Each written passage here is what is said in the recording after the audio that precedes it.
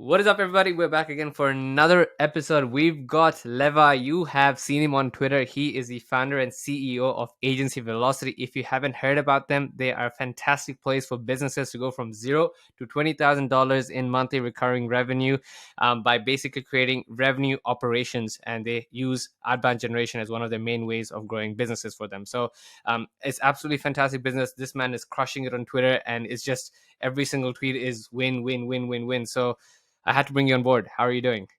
Extremely well. Thank you for having me on. It's a huge pleasure. Yeah, it's sick. Awesome.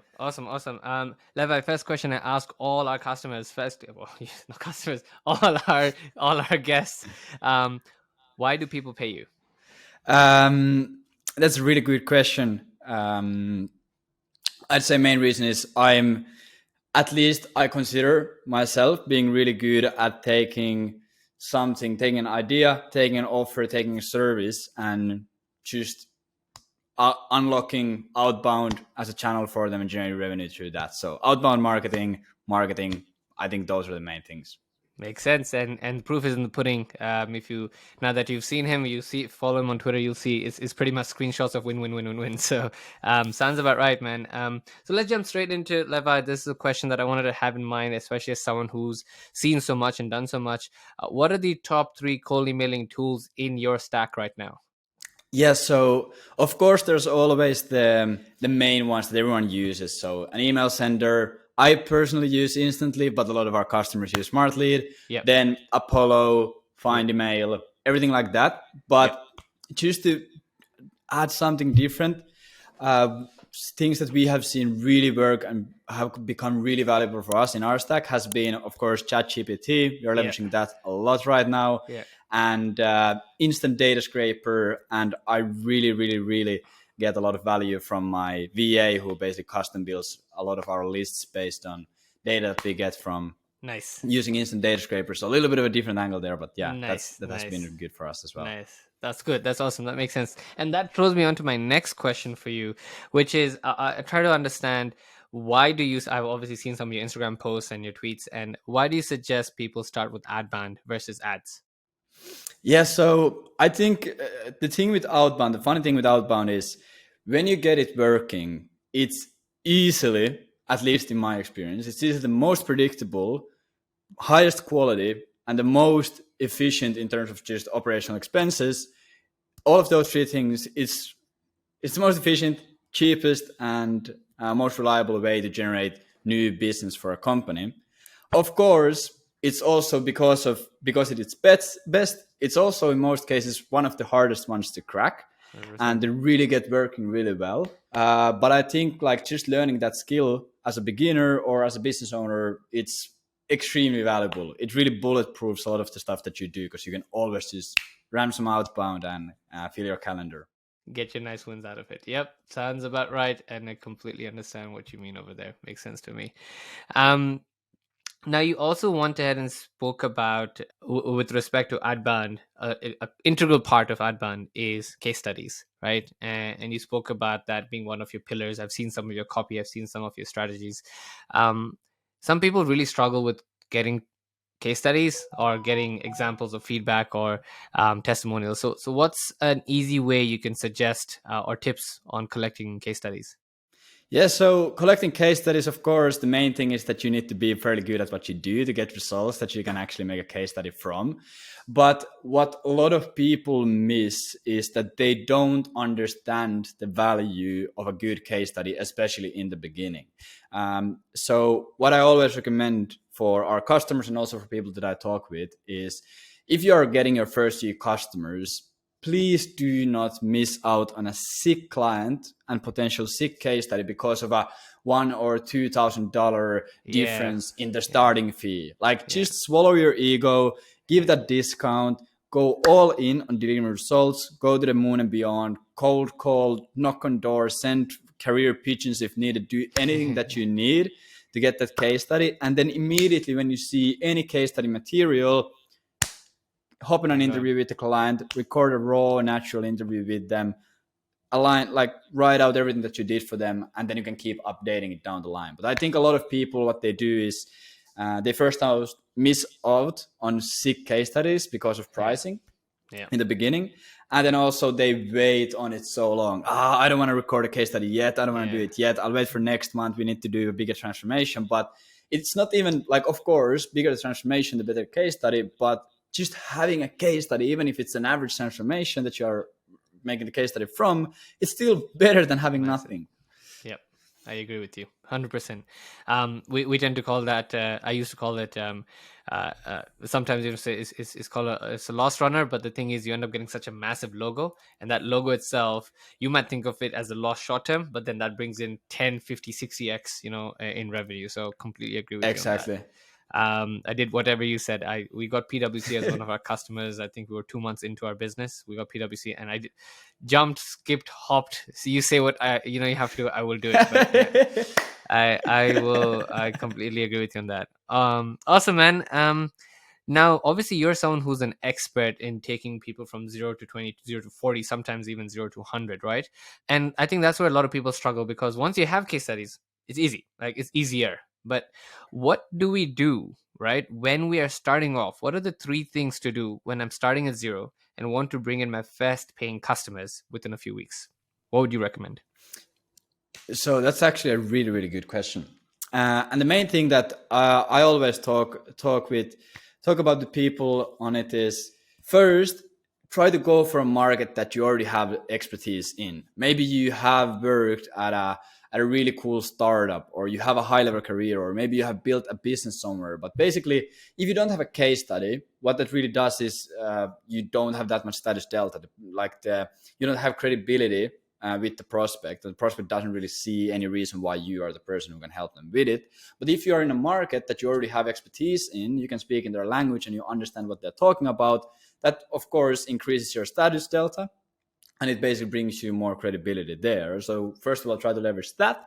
And second thing, just accept it, that you just have to do more raw upfront in the trenches volume in the beginning. Your closing rate might be 5%, 10% without a case study, especially if you're going for the higher prices right from the get-go.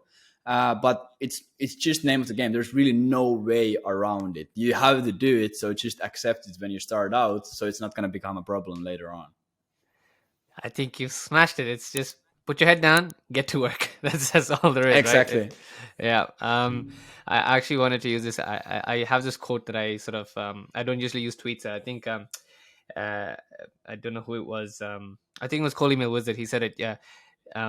Do so much that it's difficult to not win, right? Like you just need to be Exactly. pumping. Yeah. You just need to be pumping enough volume that the math just makes sense. After some Yeah. point. So that makes sense, man. That's great. You speak about revenue operator foundations. I've seen your tweet about it. Obviously, before we were sorry, your Instagram post about it. We were speaking as well. You speak about that a lot. Can you expand what revenue operator foundations means for people who don't understand that? Yeah. Yeah. So basically, revenue operations or RevOps, basically what it is the alignment between marketing, sales, and customer experience. Because like how a lot of people see it, and what is really the old traditional way of seeing it, is that all of those are separate. Lead comes in, it gets transferred to a sales, and then someone closes someone, and it goes into customer success. But actually, all of these 3 things are uh, really the same to drive revenue. So all of these things are the same, because if one of these pieces are missing, the actual operations never will be able to run. They all fuel themselves. So we noticed this really heavily when we started working with our customers. We were really like, we were helping them build lead generation agencies, and that's what we really do, and that's what I have done, and all of our partners have done. So we started helping them build lead generation agencies. And then like 6 months later, when we started looking at our most successful customers who are making 30, 40, 50, some of them were making over 100K a month from one client. I was like, okay, like what is the difference here? Like Yes. what are we Yes. really missing? And we realized that a lot of these people are doing way more than just generating leads. They're basically doing so much stuff that results into driving more revenue. They're helping with product dev, with offers, identifying the best market, with sales, assets, automations, like everything. And then of course outbound as well. And we realized, okay, like at the end of the day, especially now with like fourth industrial revolution being about, you just need to be an operator who is able to operate this quote unquote heavy machinery behind the scenes, using AI, using tech, using maybe team members, and you need to be able to build these operations that drive revenue, no matter what really the starting point or what the offer is.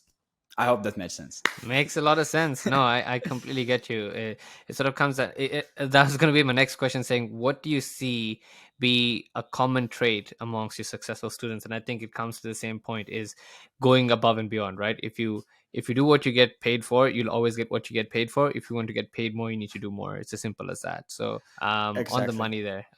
You touched on ChatGPT and the incorporation of that and how you're leveraging it. Do you mind explaining how you're currently using AI for your outbound right now? Yeah, so I unfortunately can't reveal all the alpha that we have right now working with us, but basically we are using it for creating. We call them open loops. That's from copywriting. Like if you write direct response copywriting, or if you're familiar with that, open loops are something that happen a lot there. Yep. And we really found a way how to use that as well in outbound. So we do that with ChatGPT, of Nice. course, personalization, market Yeah. research. We have Yeah. also created campaigns only with ChatGPT as a test, and we have had amazing success with it. We have e-com campaigns running at 0.5% booking rates, like qualified booking rates, which is Nice. sick in that Yeah. Yeah. niche. Yeah. And Yeah. Yeah. Yeah. we are starting to see when you have the right prompts and the right data, it's just extremely powerful. Makes sense. That sounds fair. So, pretty much all the way from bottom of the funnel, mid funnel, top of the funnel, you're handling the entire cycle at times using ChatGPT, which is what we're doing as well. Exactly. So, fair, Yeah. fair enough. And it's also an amazing tool for the situation where you know that you could optimize a lot of the process. So let's say in the Yes. back end, Yes. Yes. but you're not 100% sure what you should Yes. be doing. So you can just give Yes. it the data and let it give you the Yes. suggestions. And then you can, okay, how do I do this? How do I do this? How do I do this? Nice. And it's just it's a life hack. It's It's extreme. it's a personal assistant, right? Like that's the advertisement that they put it out. It's a Yeah, personal assistant that's smarter than you, faster than you, better than you, and everything. So, exactly. fair enough, makes sense. So this is something I tend to get asked a lot, and I want to understand from experts what they do. Can you jump in and walk us through your current configuration? How many mails do you send per mailbox? How many domains do you have? Do you turn on warm ups or not? What's your process right now? Yeah, so I have seen a lot of. I think this is a question that there's no right answer. There isn't. I Yeah. was talking with the king of cold email, Alex Berman, and he Yes. Yes. basically Yeah. said that, like, at the end of the day, no one has any idea how it works, but Yeah. everyone just has their own suspicion what is the best way to do Yeah. it. Yeah. But how we do it, we do one domain. We just do Google domains now, Yeah. and we also have a private partner for Yeah. leveraging some private servers Yes. who you also work with. Yeah. But we are really going heavy on Google domains. Yeah. One domain, two inboxes. We warm it up for 2 weeks. We start at 20 emails a day per inbox. We do that for a Okay. week. We Okay. increase by 5. We do that for a week, and we increase it Okay. until we hit 40. And then we just scale with domains. Wow. So how many weeks do you do warming up then? It comes to 7 total to get to 40 emails a Wow. day Okay. per inbox. Nice.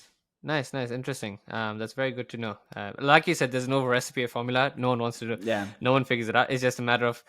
It's like peeping into your neighbor's house to see. All right, what are they doing? I wanna try what they're Yeah. doing. So, cool. Okay, makes sense. Now, can you walk us through the anatomy of a successful cold email? You don't need to go in through everything. You've sent millions of emails, I'm sure, at this point in time. If you want to pick up one of your successful campaigns that you can share publicly, what do you think was the anatomy like? Compliment, call to action. If you can walk us through that? Yeah, so basically, how we always like this is also like we have 150 agencies who are doing multiple Amazing. split tests a day. So we are Yeah. seeing like thousands of split tests a month. And from our own experience and also looking what's happening there, the best structure for it seems to be first just high first name and then either a relevance based personalized line or a location based personalized line. So if they're in Oslo, how is it going in the Tiger City? Because Oslo's nickname is Tiger City. Right. Or you can Nice. just go with Yeah. the relevancy route. I saw your Nice. ad and decided to hit you up. Mm-hmm. Mm-hmm. Then we do either a case study or an offer straight up. Okay. So wanted Yeah. to reach out to you since we do offer, or wanted to reach out to you since we just got case study. Right. And Okay. Nice. then after that, we do a case study if we used offer Offer. Yeah. previously, Yeah. or then we do a guarantee, or then we just do a call to action. I'd say actually now that I think about it, the most Yeah. used one is just high first name, personalization, offer or a case study, and a soft call to action, signature and a PS line. And then on the PS line, we are doing just an information that basically increases status delta or the makes the offer sound better. So a guarantee, another Okay. case study, a free Okay. information. Okay. And now we are also, like I mentioned, we're also playing with open loops with AI. So that Yeah. also we're Yeah. testing it out there. Fair enough. So do you do any personalization in the PS lines, or you use the PS lines more to reiterate the offer versus reiterate the case study? Yeah, we don't do any personalization there in most Okay. cases. We just Okay. basically, how I see this PS line should be something that if someone reads the email and they're a little bit on the edge, the PS line should drive them over the edge to reply. Close. Yeah. Okay. That makes sense to me. I guess the last thing I wanted to sort of pick your brain on right now is, what do you think are three hot niches people can sort of explore into? You don't need to reveal the hot sauce ones that all your customers do, but ones that you see are picking up across 160 agencies, like you said. Yeah, so I would say that again. I think the main thing to remember on the niche is it depends person by person. What Sure. advantages that you have, and where are you located, and what languages you speak. All of that stuff Makes that sense. really depends on it. But what I'm seeing, like as a big commonality that I can say is big old school traditional service based companies. That's like, for example, accounting is a like a, I'm not saying that accounting might be good if you don't understand it, but accounting, IT management, data centers, like stuff like this, really old school. They're doing it the old way. They have potential to scale. They usually have good revenue, but they just don't know how to unlock it on outbound as well. Nice. Could not agree more. It's taking boring businesses that are usually not, the hot e-commerce brand or the hot AI business, but these boring people who have no idea. And for them, I refer to it as knowledge gap, because the knowledge gap is so high, and you can be offering the most basic service, and they'll be like, "Wow, this is crazy! I did not know you could do this. Exactly. I'll give you 10 times the amount." So makes perfect sense. Exactly. And for something like this, do you have any tools you can recommend for scraping or searching for these particular business niches? Yeah, so what I always like to do is I always the first, if you don't have a niche already that you're really established in, I always recommend you to go extremely broad. So, and when I'm saying broad, I'm saying instead of going SEO agencies in Vancouver making over 50K a month, go for marketing and advertising in Canada. Makes So sense. Makes just sense. basically write down your advantages, your experiences, and Yeah, then align it with either like big industries, marketing and advertising, finance, makes sense. IT, and stuff like this. Makes sense. Makes sense. Makes sense. Awesome. This has been amazing. It has been fantastic. Thank you for that. For those who want to get in touch with you, where can they find you? Twitter, Instagram, TikTok, YouTube. I'm trying to be everywhere right now. Yeah. Everywhere. Um, Love and it. my username in every single place is at Leevi Eerola. Yeah. So you should find it Love it. there. And if you want to Fantastic. hear more about what we do, you can check out ageofvelocity.io, and there's a bunch of resources and stuff there. Yeah, I will link it all down below. I think this is going to be very useful. So for those who are aware, um, just to sort of backdrop a bit into agency velocity, why I even got in touch with Levy in short, I think a lot of people struggle with that initial 0 to X kickoff, or creating a system all the way from 20 to 100. I think this guy's figured it out. I'm not part of agency velocity, but I know enough to see his customers who are also smart lead customers that they know what they're doing, because you can tell the quality of people that come across. So check it out if you're interested, and get in touch with them. I can vouch for him, at least. That's for a fact. Um, and Levi, thank you so much, man. I appreciate your time. Thank you. Have a great day in Dubai, and I'll speak to you soon. Thank you, brother. You too, man. Cheers. Bye.